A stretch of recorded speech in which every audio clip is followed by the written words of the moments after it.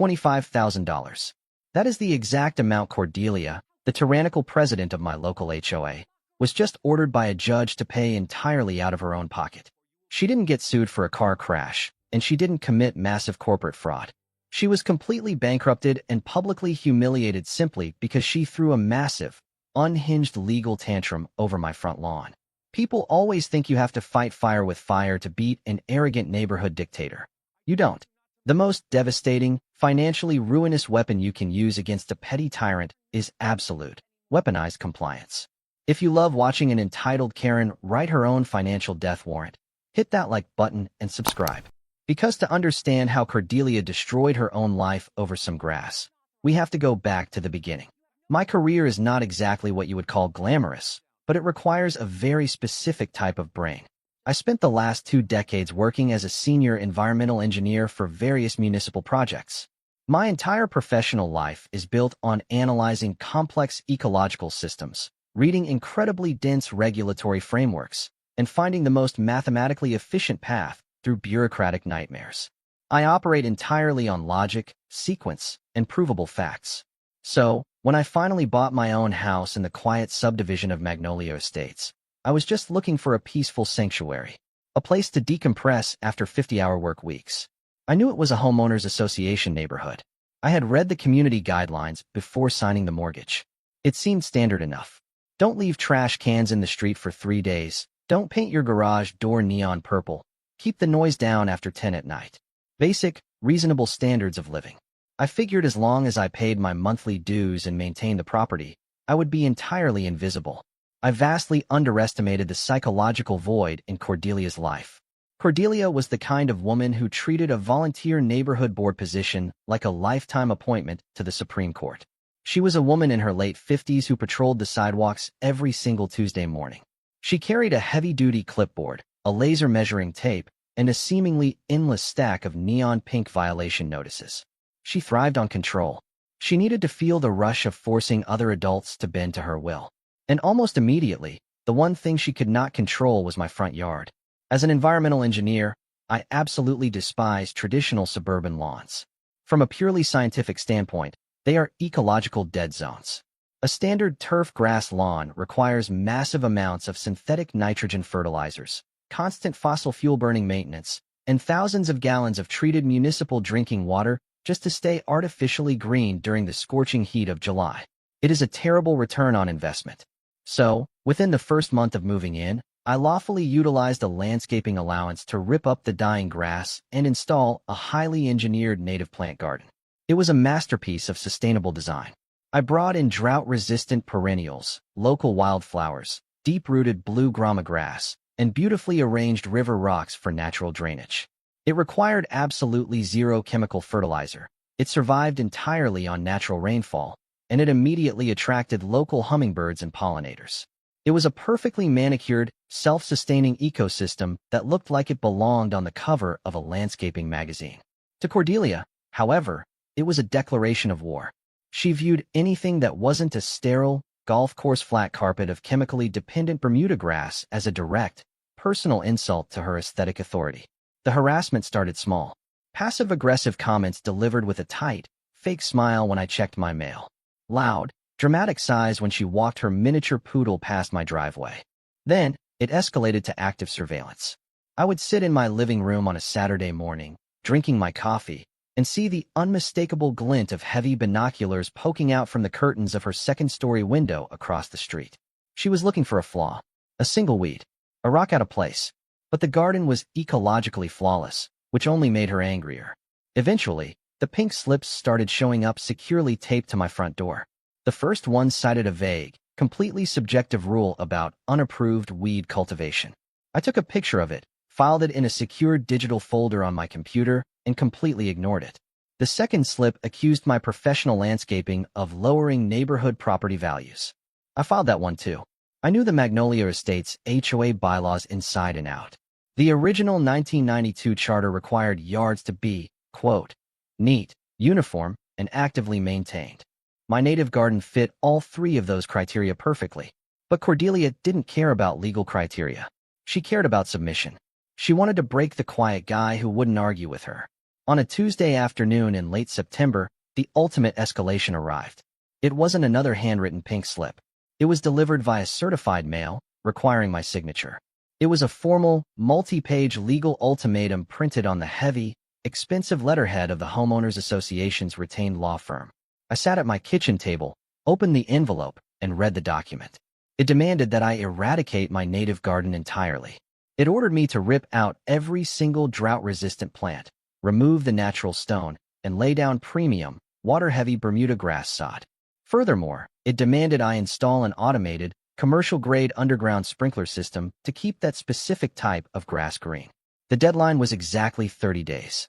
If I failed to comply, the HOA would begin levying fines of $500 per day.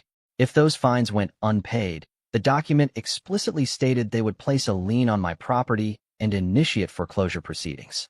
She was literally threatening to steal my home over some flowers.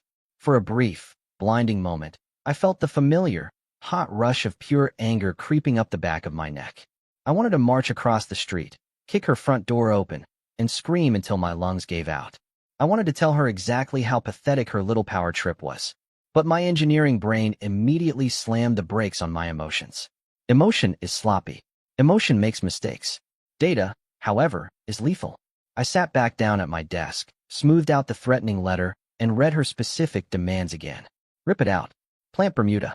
Install an underground sprinkler system. A slow, cold smile crept across my face. Cordelia had spent so much time memorizing the 1992 Magnolia Estates bylaws that she completely forgot to read the actual laws of the state we lived in. Specifically, she missed a crucial piece of legislation called the State Water Conservation Act that had been signed into law a mere 14 months prior. I pulled up the state legislature's website and read the statute. It was crystal clear, functioning like an impenetrable federal shield against local bullies. The law explicitly, unequivocally prohibited any homeowners association from forcing a resident to destroy drought-resistant landscaping in favor of water-intensive turf.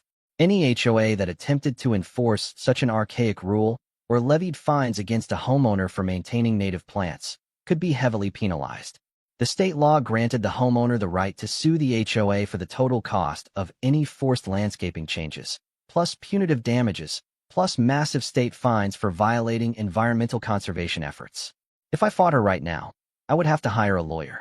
I would have to argue about bylaws and bleed thousands of dollars in legal fees just to keep my garden. It would be a messy, drawn-out headache, and she would drag it out for years.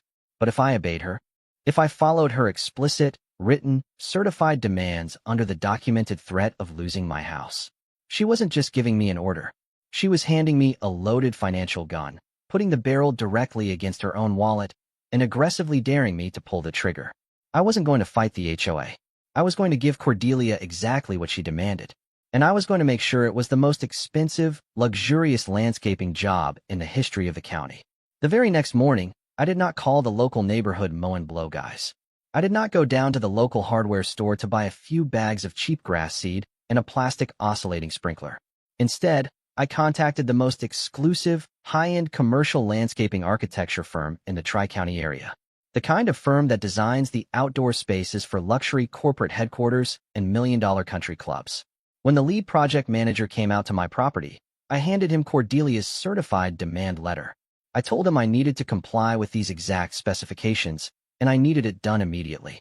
I explicitly instructed him not to cut a single corner. I wanted the absolute highest grade, luxury imported Bermuda grass sod available on the market. For the irrigation system, I didn't just want sprinklers. I ordered a commercial-grade, multi-zone, smart irrigation network with subterranean drip lines, weather tracking sensors, and smartphone integration. I told him to bring in a full crew, completely excavate the front yard, regrade the topsoil to perfection, and install the new system. When he tallied up the estimate for the expedited labor, the premium materials, the heavy equipment, and the luxury markup, the total came out to exactly $25,000 for $100. I didn't even blink.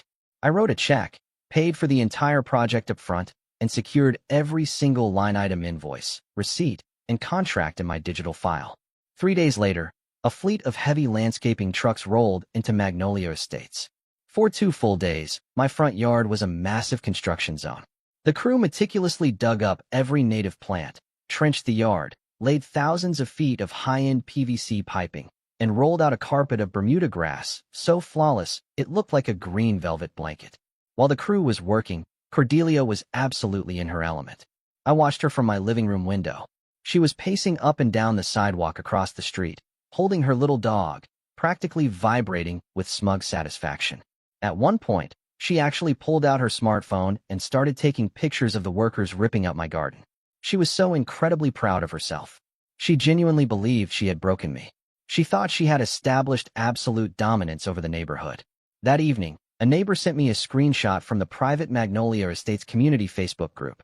Cordelia had posted the photos of my yard under construction with a caption that read, "Sometimes, it takes a little firm guidance to remind certain residents that we have community standards for a reason. So glad to see the neighborhood looking uniform and beautiful again." The comments were a mix of her loyal cronies praising her leadership and other neighbors staying dead silent out of fear. I let her have her victory lap.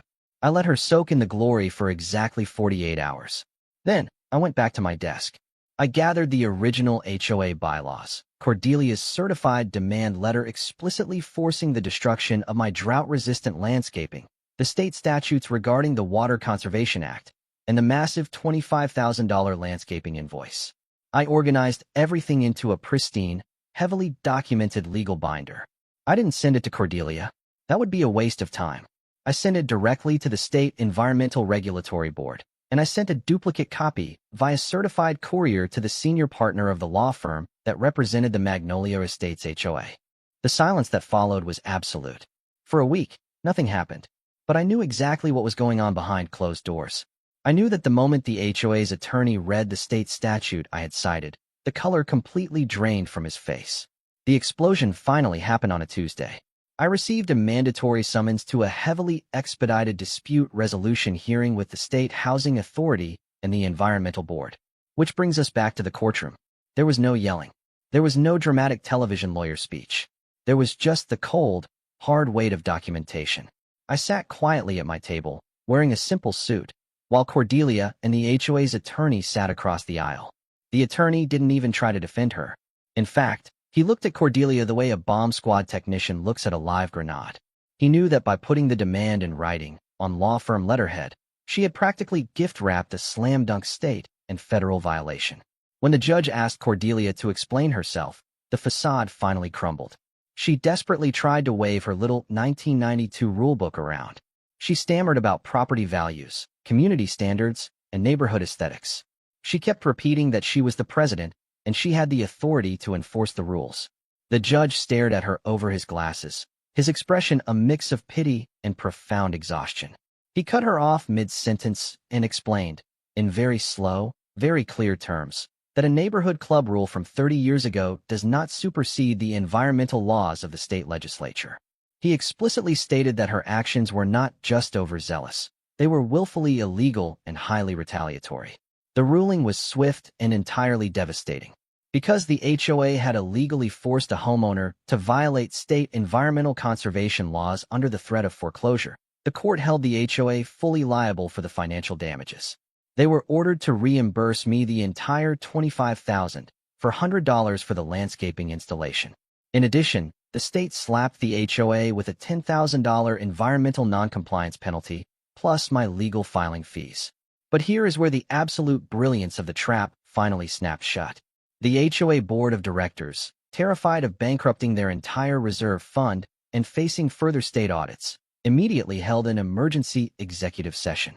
They reviewed their liability insurance policy, which explicitly stated that the insurance would not cover damages resulting from willful, rogue, or grossly negligent acts by board members acting outside the scope of state law. They turned on Cordelia like a pack of starving wolves. They officially voted to remove her as president, effective immediately. Furthermore, because she had issued the certified demand letter on her own authority without running the specific state law past their legal counsel, the board sued her in civil court for breach of fiduciary duty. They demanded she personally reimburse the HOA for the entire judgment. She fought it, of course. She hired her own expensive defense attorney, bleeding her savings dry. But there was no escaping the paper trail. She had signed the letter. She had demanded the grass. She had posted her victory on Facebook. In the end, Cordelia had to drain her retirement accounts to pay the $25,000 landscaping bill, the state fines, and her own legal fees. Over $50,000 completely vanished from her life, all because she couldn't stand looking at some natural river rocks and wildflowers. Today, my front yard is still covered in the most expensive, perfectly manicured Bermuda grass in the state, watered daily by a state-of-the-art automated system that I didn't pay a single dime for. Cordelia no longer walks the neighborhood with her clipboard. In fact, she rarely comes out of her house at all. When I see her pulling out of her driveway, she doesn't even look in my direction. There is a profound lesson to be learned when dealing with people who are addicted to their own small amounts of power. Never try to out-yell them. Never try to match their emotional hysteria. Take a step back, read the fine print, and let them talk. Because eventually, if you give a petty tyrant enough rope, they won't just hang themselves.